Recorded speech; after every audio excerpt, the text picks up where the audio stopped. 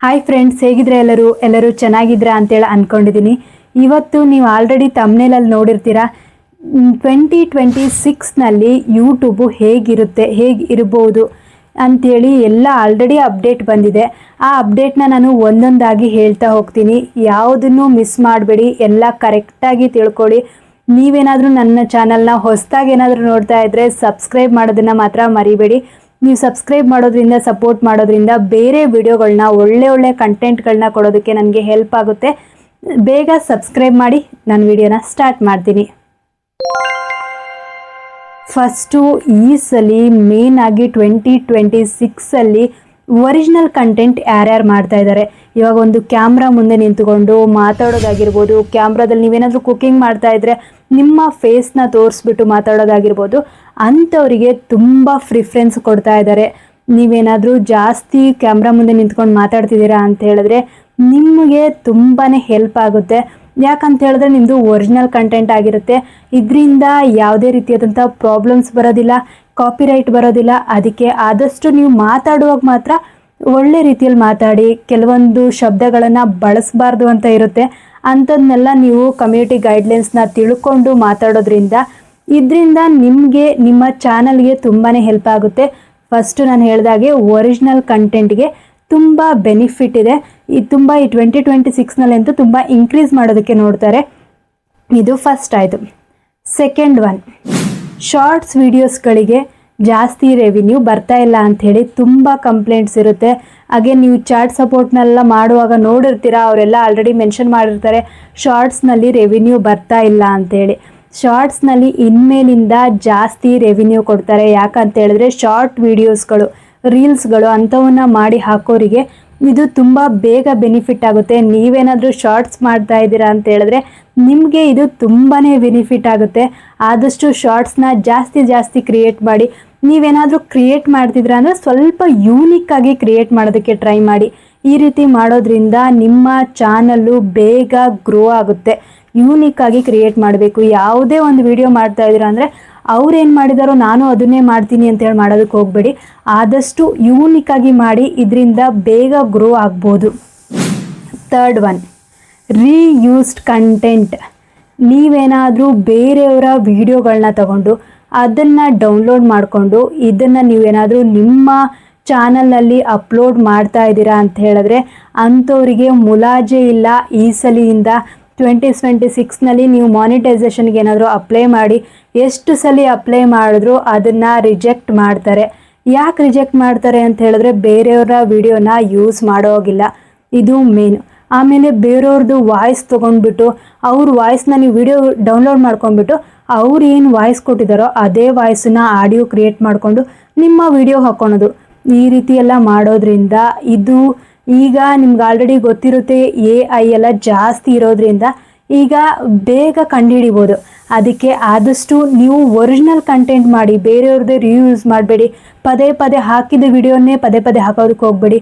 ಈ ರೀತಿ ಎಲ್ಲ ಮಾಡಿದ್ರೆ ನಿಮ್ಮ ಚಾನಲ್ಲು ಮಾನಿಟೈಸೇಷನ್ ಆಗಲ್ಲ. ಇದನ್ನ ನೆನಪಲ್ಲಿ ಇಟ್ಕೊಳ್ಬೇಕು.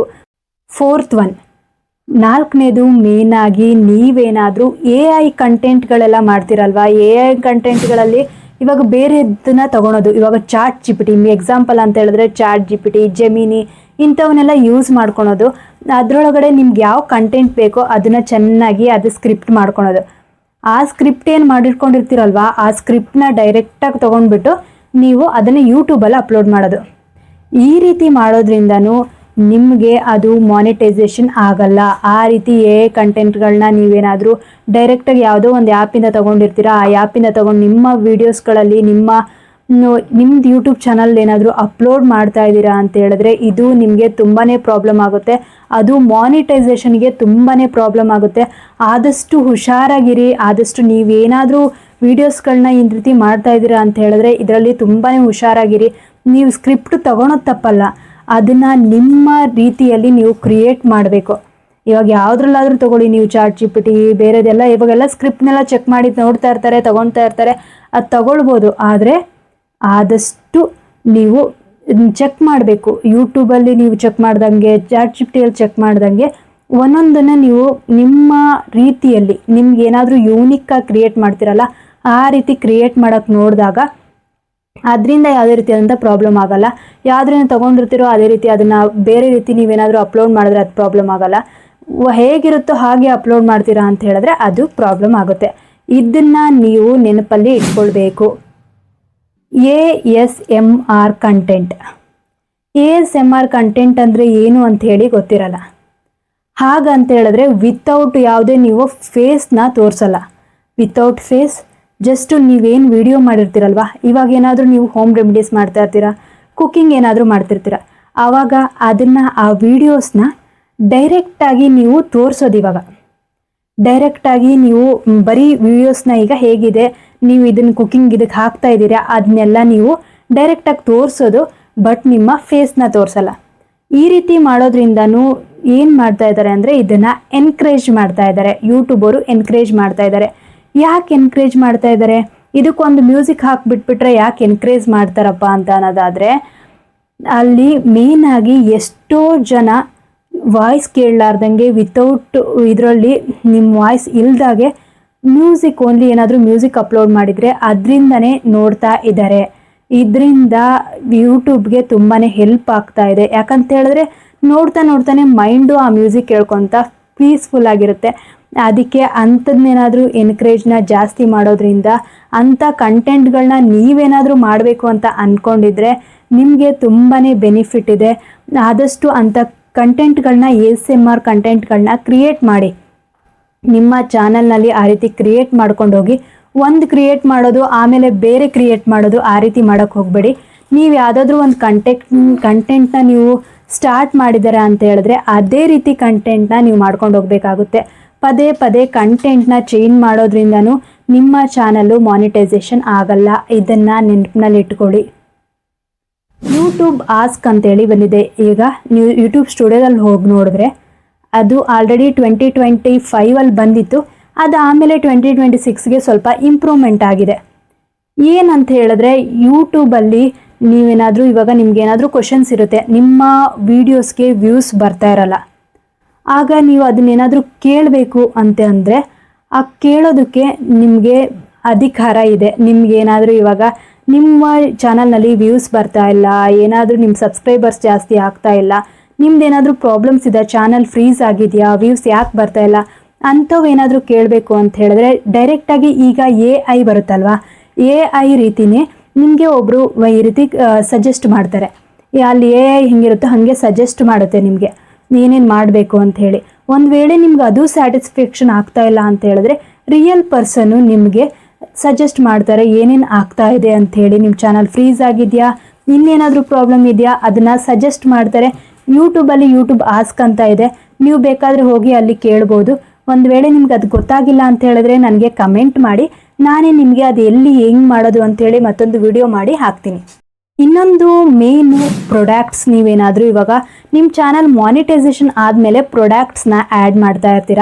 ಅದು ಯಾರೋ ನಿಮ್ಮ ವ್ಯೂವರ್ಸ್ ಆಡಿಯನ್ಸ್ ಯಾರಾದರೂ ಅದನ್ನು ನೋಡುವಾಗ ಅವ್ರಿಗೆ ಇಷ್ಟ ಆಗಿರುತ್ತೆ.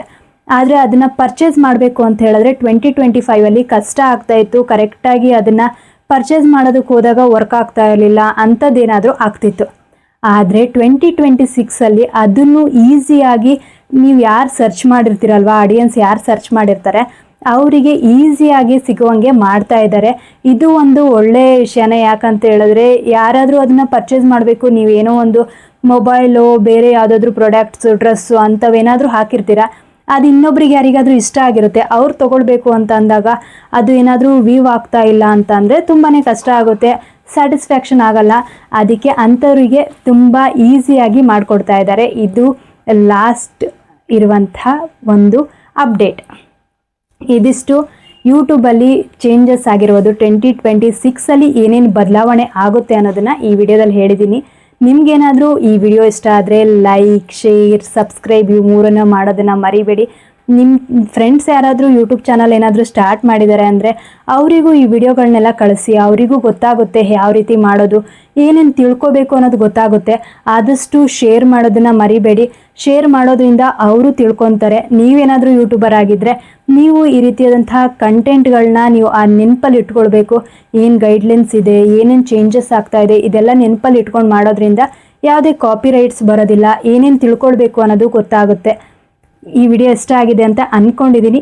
ಇಷ್ಟ ಆಗಿದ್ದರೆ ನೀವು ಆದಷ್ಟು ಕಮೆಂಟ್ಸಲ್ಲಿ ತಿಳಿಸಿ. ನಿಮ್ಗೇನಾದರೂ ಬೇರೆ ಏನಾದರೂ ಬೇಕು ಅಂತ ಹೇಳಿದ್ರೆ, ಬೇರೆ ಯಾವುದೇ ರೀತಿಯಾದಂಥ ಕಂಟೆಂಟ್ಗಳು ಬೇಕು, ಇಂಥವು ನನಗೆ ಗೊತ್ತಾಗ್ತಾ ಇಲ್ಲ ಅಂತ ಹೇಳಿದ್ರೆ ನೀವು ಕಮೆಂಟ್ ಮಾಡಿದ್ರೆ ಸಾಕು. ನಾನು ನೆಕ್ಸ್ಟು ವಿಡಿಯೋನ ಯಾವ್ಯಾವ ರೀತಿ ಹಾಕೋದು, ಏನು ಮಾಡೋದು ಅನ್ನೋದನ್ನು ನಾನು ಹೇಳ್ತೀನಿ. Thanks for watching.